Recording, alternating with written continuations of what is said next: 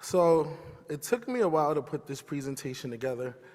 I was thinking long and hard about what I wanted to speak with you all about today, thinking about what amazing photos I can put on the slideshow, and then how I was gonna memorize this. That was the hard part.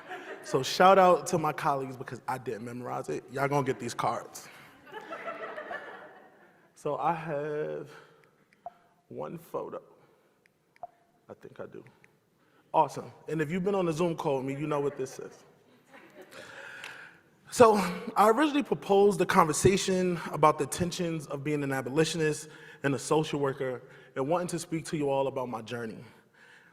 But I think I'll save the conversation about my journey for another talk, maybe my TED Talk in the future.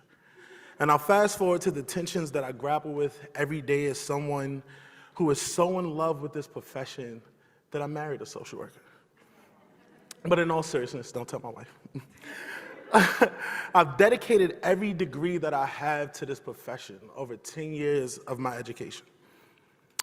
And with that love and affinity that I have for the profession of social work comes the desire to see a field that I have read about for over a decade actually reflect what's on the pages of the textbooks that we are required to read. All my students know what I'm talking about.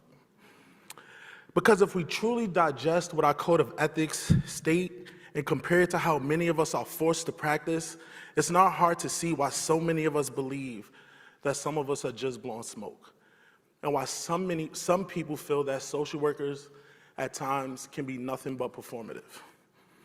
Also, if you look deep enough, you can see why many of us believe that if we are true to our code of ethics and we are true to the historical groundwork laid by many Black and Latinx and Asian and Indigenous and many others from different demographic groups, as well as those who perform social work without the title of being a social worker, that it's easy to see why many of us believe that an abolitionist social work profession is not only possible, but should be something that we all strive for.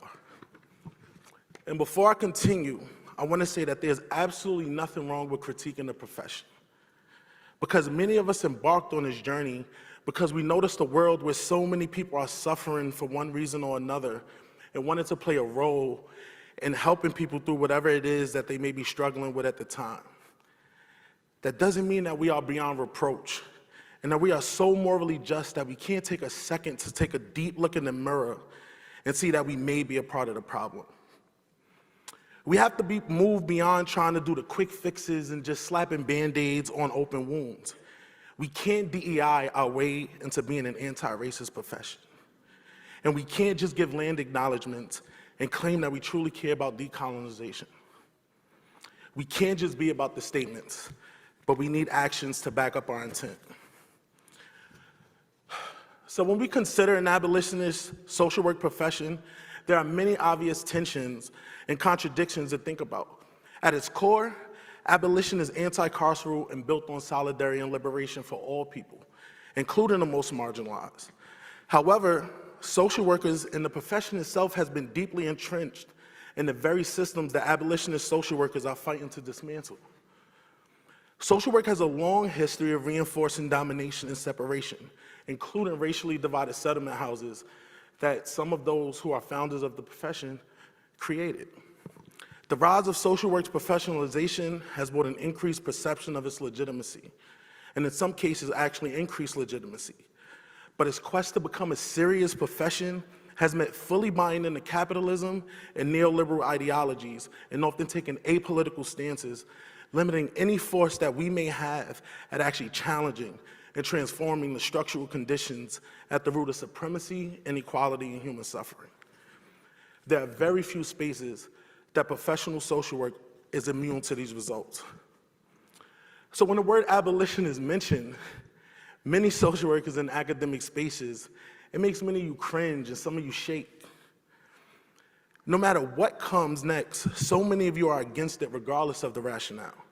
And no matter how much you read and how many times we tell you, the only piece of abolition that you're willing to acknowledge is the tendency to get rid of. And in that understanding, you fail to ask yourself or seek to understand the why. Why is it that we feel that a certain system is no longer needed to exist the way that we know it? So for the 100th time, I want you to hear me, and hear me loud, and hear me clear. Abolition is much more than getting rid of prisons and jails and policing as we know it. It's transforming all oppressive systems. Abolition is about doing the internal work to undo our own punitive and carceral mindsets. It's not about forgiveness. Abolition is about solidarity and liberation of all people. Abolition is undoing patriarchy. It's justice for all. Abolition is the understanding that the majority of us occupy lands that does not belong to us. Abolition is disability justice. It's the eradication of gender-based violence. It's Black queer feminism. It's pro-choice, pro-LGBTQ, pro-health equity. For all the researchers in the building, abolition is rigorous.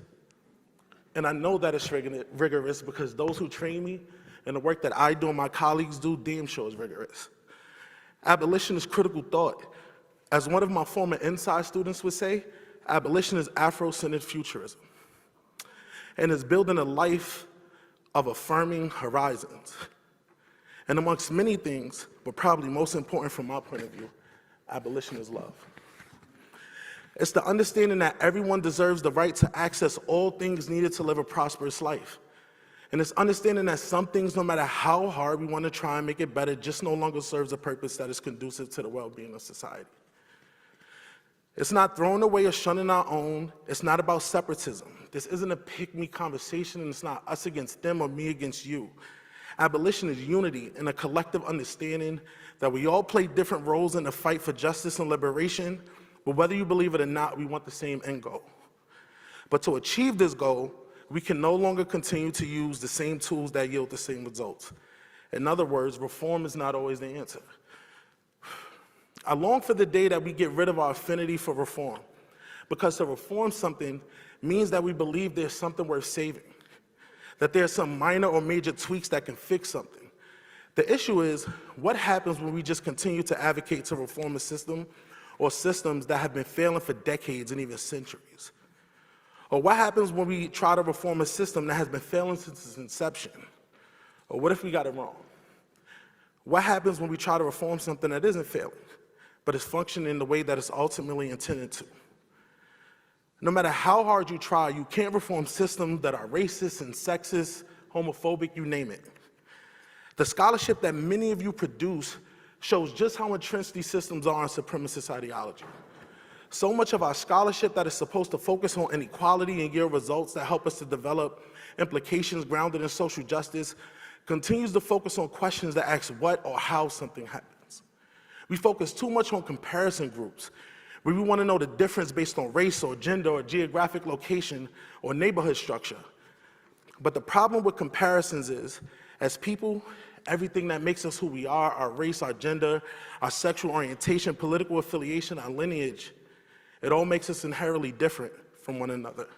It doesn't always need to be compared to another group in the name of trying to generate generalizable knowledge.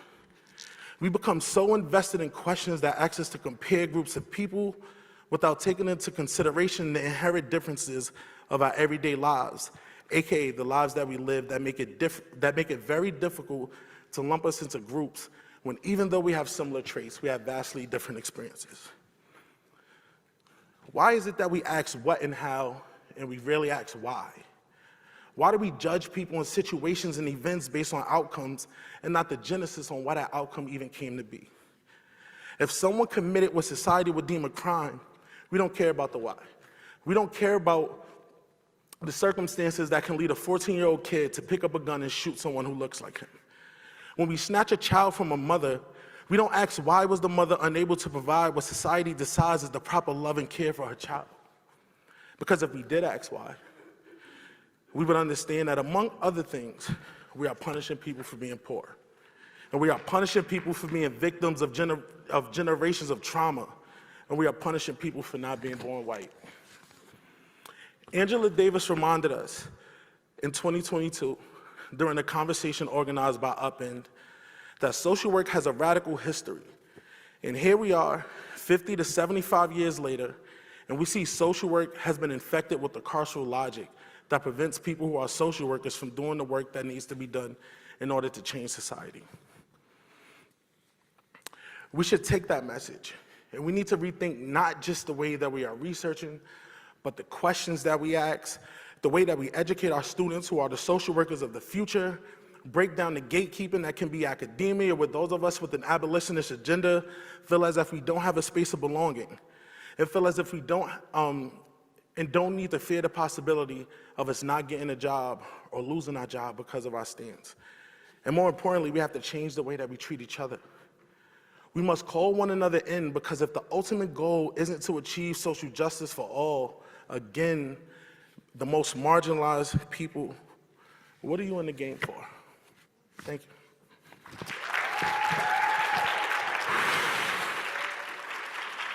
you.